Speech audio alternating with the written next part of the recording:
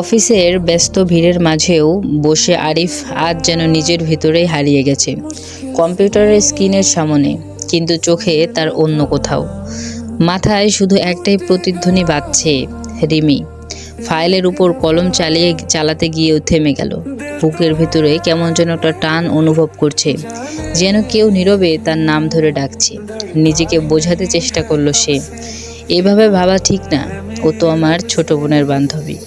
কিন্তু মন কথা শোনে কই। ঠিক সেই সময় এক সহকর্মী এসে বলল, স্যার, আপনি, কি হয়েছে আপনার? মন খারাপ? এরকম কেন করছেন? সব ঠিক আছে তো? আরিফ ছোট একটা হাসি দিল। হ্যাঁ, সব ঠিক আছে, কিন্তু ভিতরে ভিতরে সে জানতো মোটেও কোনো কিছু ঠিক নেই।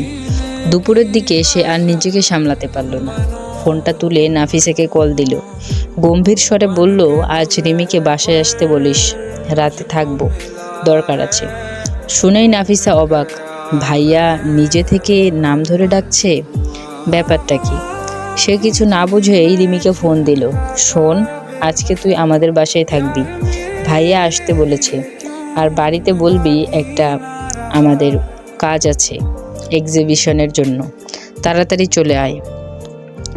রিমি ফোনটা কানে ধরে অনেকক্ষণ চুপচাপ থাকলো। বুকের ভেতরে ধুকপুক শব্দ বাড়তে লাগলো। মনে হলো পৃথিবী যেন একটু বেশি সুন্দর হয়ে গেছে। সে নিজেকে থামাতে পারছে না। সে আমাকে ভাবছে, সে কি আমাকে ডাকছে? তার মনে এইসব এলোমেলো নানা চিন্তা ঘুরছে। দেখতে দেখতে সে চলে এলো নাফিসাদের বাসায়। সন্ধ্যায় তিনজনে মিলে বসা। নাফিসা গল্প শুরু করে দিল। কোন খাবার তার বেশি পছন্দ? রিমি লাজুক গলায় বলল, ফুচকা। এই কথা শুনেই আরিফের মুখে অদৃশ্য একটা হাসি ফুটে উঠল। কারণ আজ দুপুরে সে যে ঘটনা করেছে, ফুচকায় সে কান্না করে দিয়েছে, আর সেই খাবারই নাকি তার পছন্দ। এই কথা মনে করে আরিফের মুখে মৃদু মৃদু হাসি। হঠাৎ আরিফ বলল, তোমাদের জন্য একটা সারপ্রাইজ আছে। তারা বলল, কি সারপ্রাইজ? তখন আরিফ বলল, আমি একটা সিদ্ধান্ত নিয়েছি, তোমরা শুনবে? দুজনেই একসাথে তার দিকে তাকালো। আরিফ একটু গম্ভীর স্বরে বলল, কালকে আমরা কক্সবাজার যাচ্ছি। এই কথা বলেই সে হেসে দিল। বলল, 3টা টিকিট কাটা আছে। কথাটা শোনা মাত্রই দুজনের চোখে যেন আনন্দ আর ধরে রাখতে পারল না। তারা খুশিতে লাফিয়ে ফেলল। নাফিসা তার ভাইয়াকে বলল, ভাইয়া তুমি অনেক ভালো। এই কথা বলে ভাইয়াকে সে আলতো করে জড়িয়ে ধরল। রিমি মুখ ঢেকে হেসে ফেলল। তার চোখে খুশির জল চিকচিক করে উঠল, কিন্তু সে কিছু বলল না, শুধু নিঃশব্দে আরিফের দিকে তাকিয়ে রইল। রাতে ঘুমাতে গেল তারা। নাফিসা অনেক গল্প শুরু করে দিল। অনেক গল্প শেষ হওয়ার পর নাফিসা ঘুমিয়ে গেল, কিন্তু রিমির চোখের ঘুম উধাও। তার বুকের ভিতরে বারবার শব্দ উঠছে, আজ যদি সে আমাকে কিছু বলতো, আজ যদি আমি তাকে কিছু বলতে পারতাম। ওদিকে আরিফের ঘরে এপাশ ওপাশ করছে। শেষ পর্যন্ত উঠে দাঁড়ালো। নীরবে নাফিসার ঘরের সামনে এসে দাঁড়ালো। দেখলো রিমি অন্ধকারে ছটফট করছে, তার চোখে ঘুম নেই। ডাক দিয়ে বলল, রিমি, জেগে আছো? রিমি বলল, হ্যাঁ। ঘুম আসছে না কেন? অসুখ লাগছে?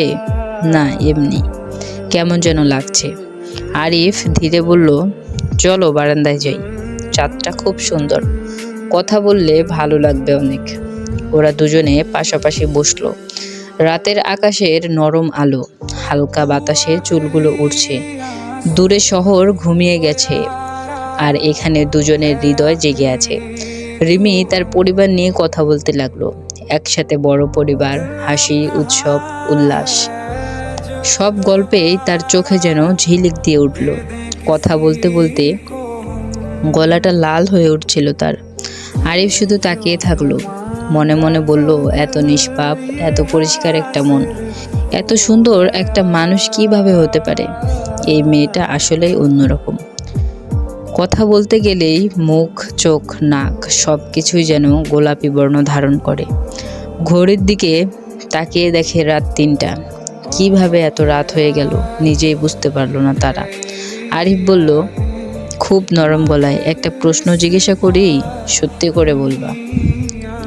রিমি বলল, আচ্ছা ঠিক আছে, বলুন। আরিফ চোখ নামিয়ে বলল, তুমি কি কাউকে পছন্দ করো? কেউ কি তোমার জীবনে আছে?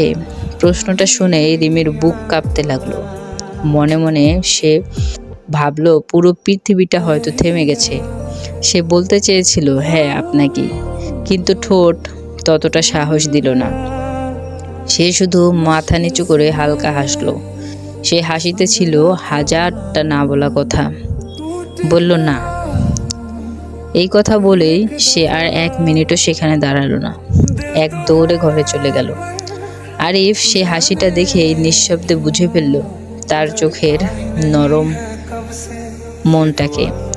মনে হলো বুকের ভিতরে কিছু একটা গলতে শুরু করেছে। রিমি উঠে দাঁড়ালো এবং চলে গেল ঘরের দিকে। দরজার পাশে আরিফ অনেকক্ষণ তাকিয়ে থাকলো তার চলে যাওয়ার দিকে। মনে মনে বলল, হ্যাঁ সে আমাকেই পছন্দ করে, আর আমি কি ওকে ছাড়া থাকতে পারবো? উত্তর সে মুখে বলল না, কিন্তু দুজনের হৃদয়ে আজ স্বীকার করে ফেলেছে। ভালোবাসি শব্দটা না বলেই ভালোবাসা শুরু হয়ে গেছে। গল্পের বাকি পার্ট আসছে খুব শীঘ্রই। বাকি পার্ট পেতে চ্যানেলটিকে অবশ্যই সাবস্ক্রাইব করে রাখুন।